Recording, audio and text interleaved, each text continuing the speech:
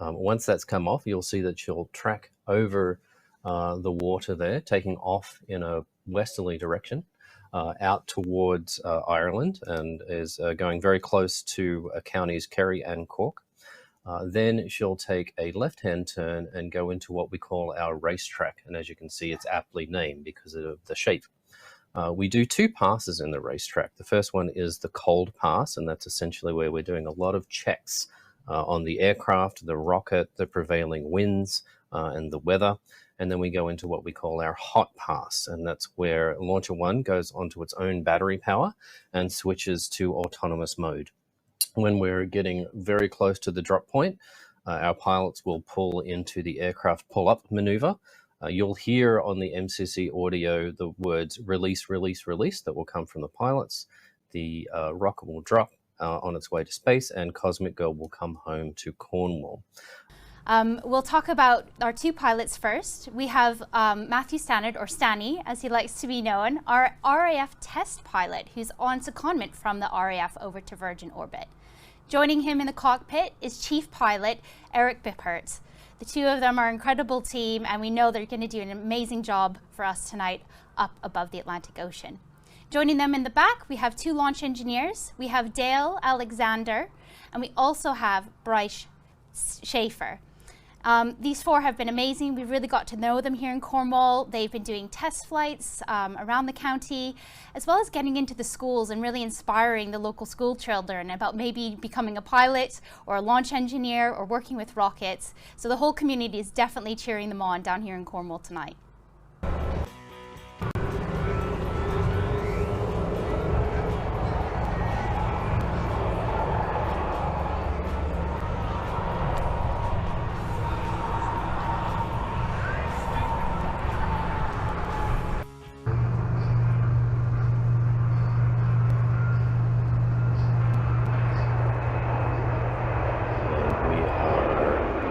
Off the ground. Godspeed Launcher 1, Godspeed Cosmic Girl on this historic both European and UK mission.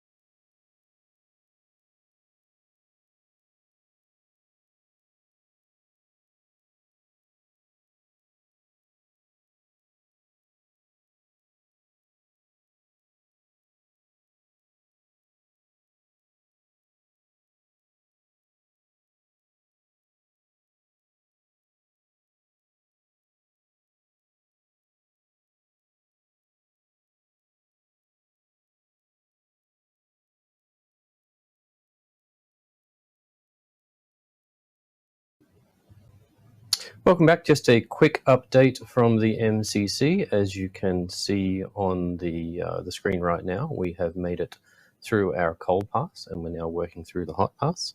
The counter on the left-hand side is a little bit of a misnomer because it's really drop-ready time. And I also did want to mention, you probably saw a quick camera feed that we had where the screen looked black. That's actually nominal because that was a live camera feed from the camera that's actually on the rocket underneath the payload fairing. You can see now this is an aft camera view from the drop. So we have, it looks to be a successful ignition of the stage 1 engine as we make our way to space.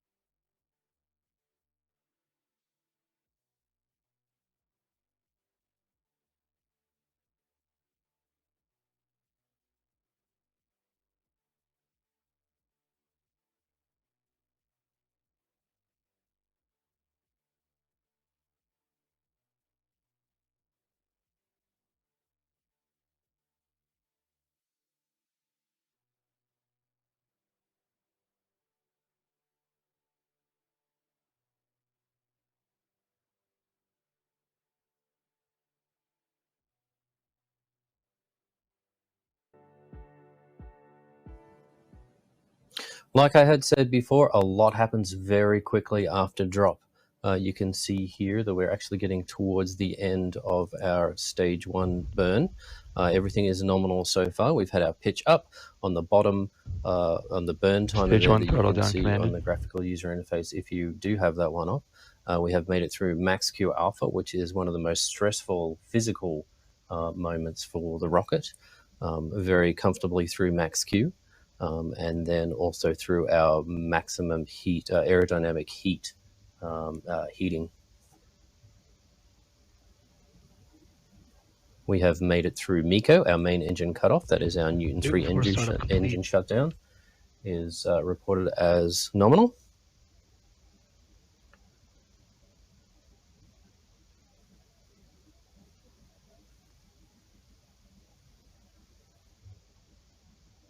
And if we can go back to our aft camera. Bearing brake wire is broken. We have stage separation.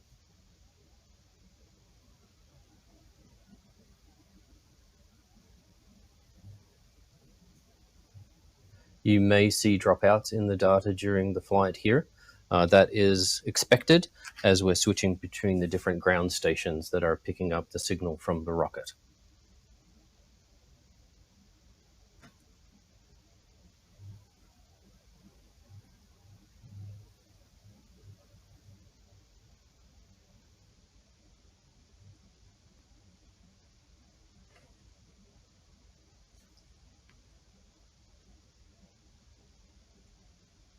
Switching data source to the Nuki.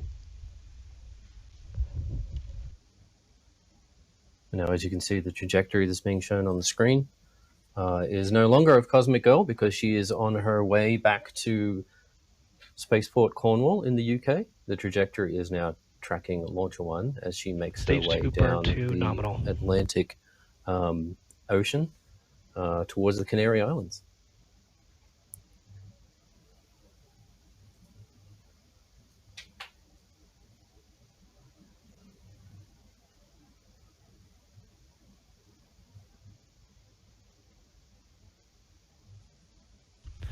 Stage 2 trajectory nominal. Stage 2 trajectory nominal. That means our flight path is as expected, being picked up by those ground stations. We're probably almost coming up on halfway through our stage 2 burn number 1.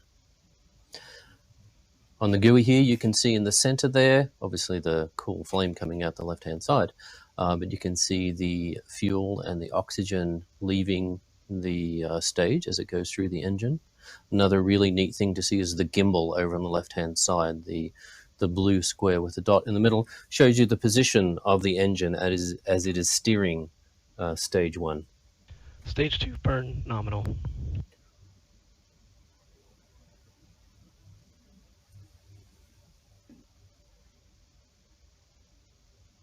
Altitude now is looking at around about 600,000 feet.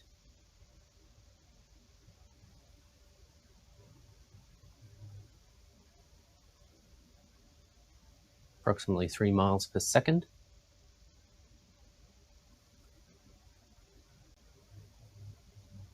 Bus voltages for the batteries are nominal. You may have noticed that we had a lower voltage while we were in captive carry, Switching data source to and Madrid. that's because the power was being provided by Cosmic Girl at that point before we switched over to the rocket's internal batteries.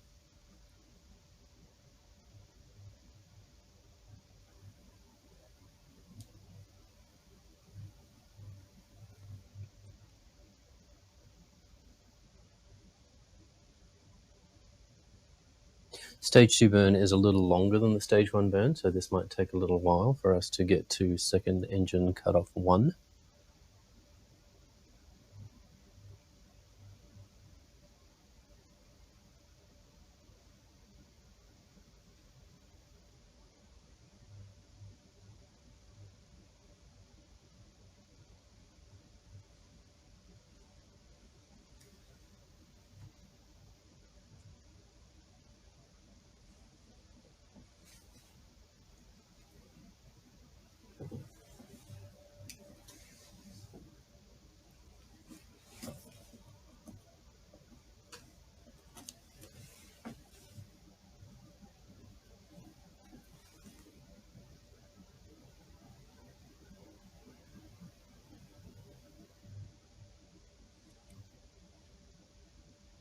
As I said earlier, there are points of the flight where we don't have the telemetry coming from the rocket because we are out of view of the ground stations.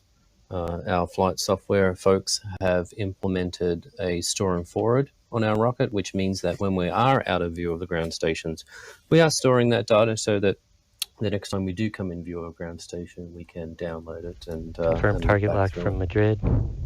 Data source switch to Madrid. Our Madrid ground station has locked on to our rocket and is streaming the data now.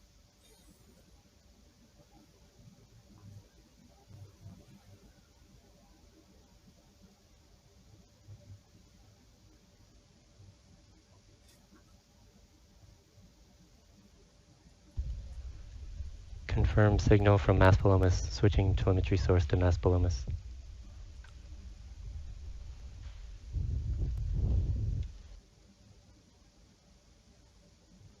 Newton 4 shutdown initiated.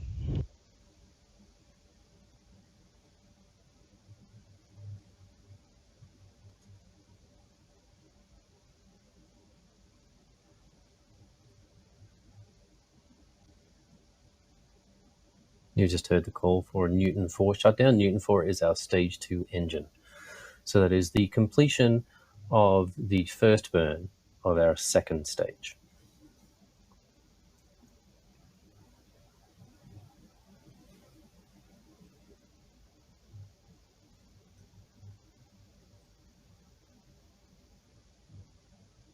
You can see along the bottom of the screen right now, our flight timeline has been updated to show the Cosmic Girl is returning, obviously, and then Launcher 1, which takes up the majority of the flight timeline there, is at our S2 cutoff, or our second stage engine cutoff.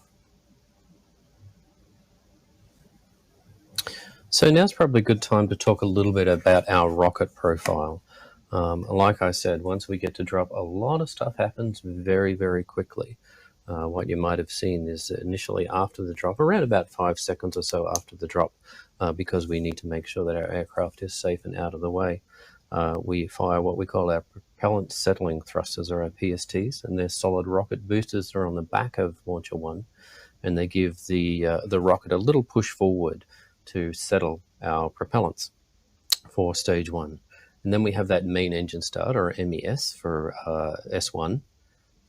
And then you saw over, I think it was about 3 minutes or so, our stage 1 burn, which, as I had said before, does most of the heavy lifting, and our main engine cutoff. Separated from stage 2, and stage 2 has to do the work for the rest of the journey.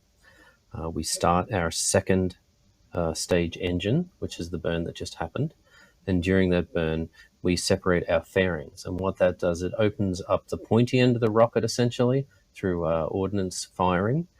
That opens up that section and exposes the payloads. We continue to fly under power on our second stage during that first burn, and then we'll have that cut off. And you can see the graphic on the screen right now. We again get to the coast, which is the phase that we're in right now. And we do a maneuver. We execute a maneuver called the barbecue roll. So essentially we are rifling through the atmosphere. And what this does is it avoids one side of the stage from getting too hot and the other from getting too cold. Our rocket is covered in a spray-on foam insulator, but this is a very standard maneuver procedure that most rocket companies execute. Once we've finished our coast, we will do a second engine start, so SES2. So we restart our second stage engine to lift us a little more, and then we'll cut off that engine, and after that will be our payload separation. And that's when we can start popping champagne corks and dancing. After payload separation, we do have a couple of extra things that we want to do here during this mission, and we will do a maneuver called the CCAM, or the Contamination and Collision Avoidance Maneuver, and then we will actually fire our second stage for a third time, so you'll hear calls for SES, or Second Engine Start 3, and then SECO, or Second Engine Cutoff 3. Once that's complete, we go into a phase that we call safing, and then the mission is complete. You can see images on screen right now from our Mission Control Center over in Cornwall, the UK.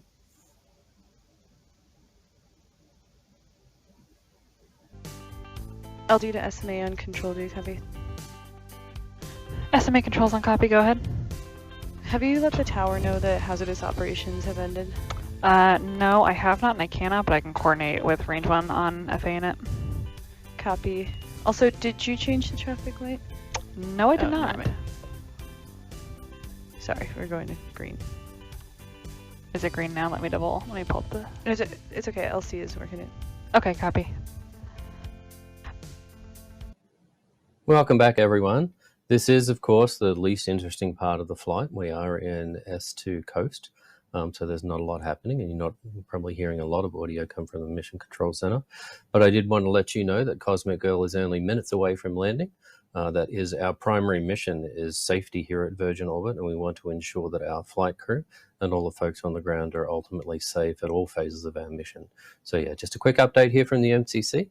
We'll be back with more in a moment.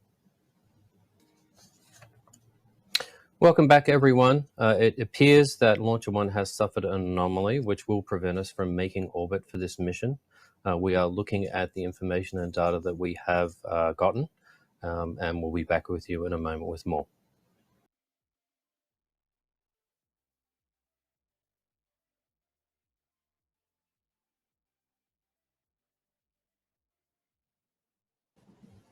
Welcome back as we see Cosmic Girl touching down back to UK Spaceport Cornwall. She did a magnificent job today and was fully successful in her portion of the mission. As I had said earlier, Virgin Orbit's #1 priority is the safety of our flight crew and the folks on the ground as well. So we can see that she has come home safely.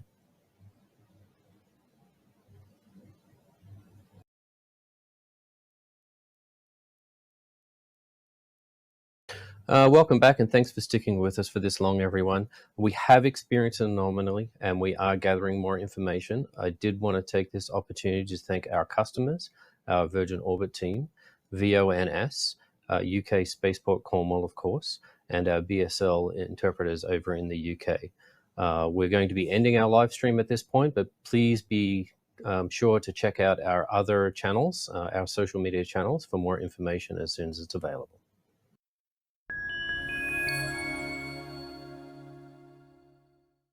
There will be a series of small burns, two undock burns, followed by some departure burns, giving some leeway for Dragon to safely distance itself from the International Space Station.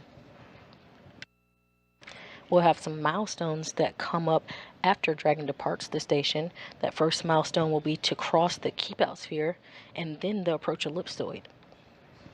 Again, the keep-out sphere is an invisible line around the station, monitored by the flight controllers, used to govern vehicles approaching and departing the station. The keep-out sphere is 200 meters radius, and then the approach ellipsoid is 4 kilometers by 2 kilometers by 2 kilometers around the station.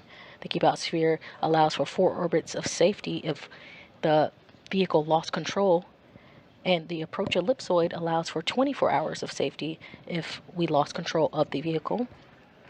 After the vehicle crosses the approach ellipsoid, joint operations will end and will wrap up coverage, and the responsibility of the vehicle is handed back over to the SpaceX flight control team in Hawthorne, California. Again, that approximate splashdown time is Wednesday, January 11th at 4:19 a.m. Central Time, 5:19 a.m. Eastern Time, off the coast of Florida. Station Houston, all hooks are open. And Dragon separation confirmed. And we have confirmation of... Station copies, we see it, timer started. Copy, timer started. And that was confirmation of a nominal separation from Dragon from the International Space Station at 4:05 p.m. south of Manila.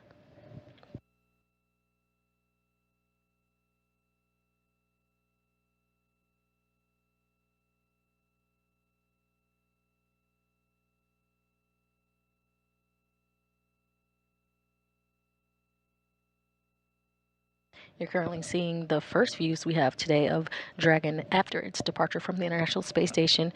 Dragon is about 144 meters away from the International Space Station at this time. Again, we are looking for it to exit the keep out sphere about 200 meters away from the International Space Station.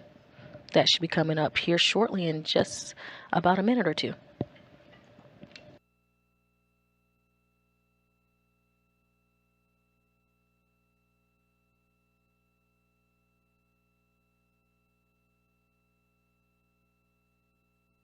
And we currently see firings of Dragon as it conducts its depart burn 1.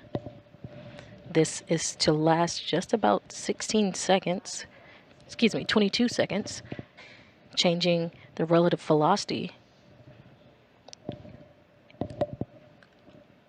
as Dragon continues its departure.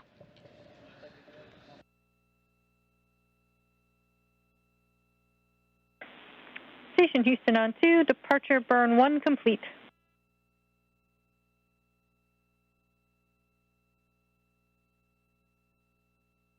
And that was a nominal departure burn 1. Station copies.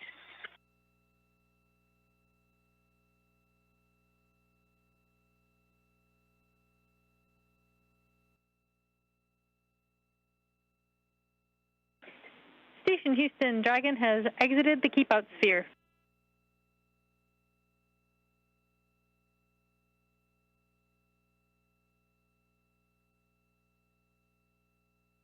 Woohoo! Station copies. Nice work, Dragon team and Houston. We appreciate it.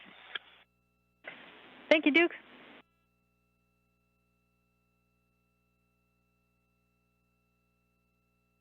And that was Capcom Megan Harvey to NASA astronaut Nicole Mann aboard the International Space Station. Dragon has exited the keep out sphere. Next up for Dragon will be to exit the approach ellipsoid.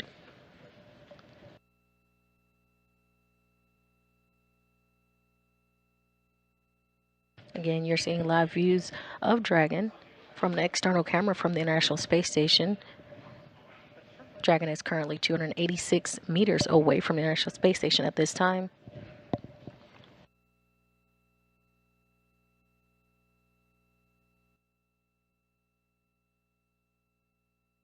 If you're just joining us, you're seeing live coverage of the Cargo Dragon spacecraft as it has departed the International Space Station just about 10 minutes ago.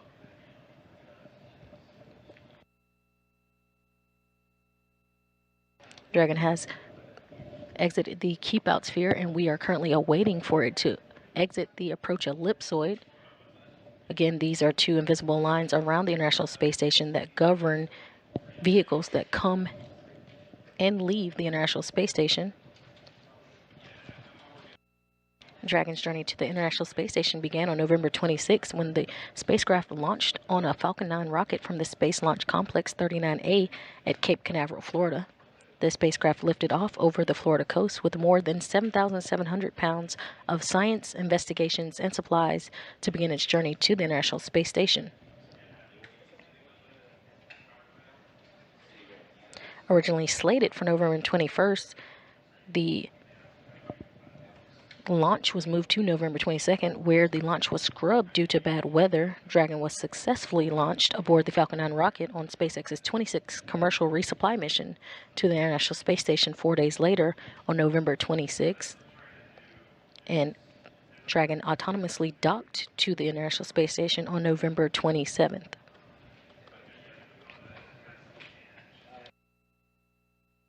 The Dragon spacecraft carried scientific experiments and technology demonstrations that explored growing plants in space, creating nutrients on demand, and in-space construction, plus many more.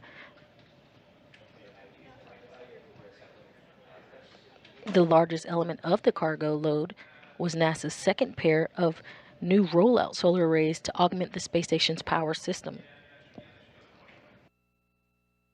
The Arrosas were installed on two separate spacewalks on the exterior of the International Space Station on December 2nd and 22nd.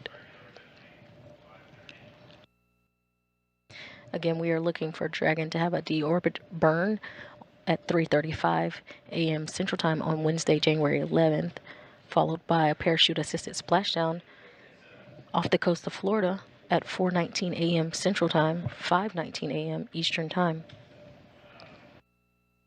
Dragon will be carrying back to Earth approximately 4,400 pounds of supplies and scientific experiments designed to take advantage of the space station's microgravity environment.